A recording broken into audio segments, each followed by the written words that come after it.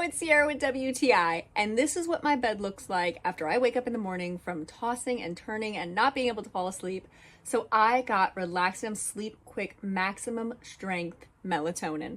Sleep is so important for me. If I do not get a good night of sleep, the next day I will be feeling exhausted. I can't focus. I don't have any energy to do anything that I want to do.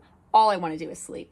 That's why I love these little melts. And I also love that they're not pills. So they just melt right in your mouth and you don't have to swallow a pill. They're super small and they dissolve right in your mouth. They're berry flavored, which is delicious.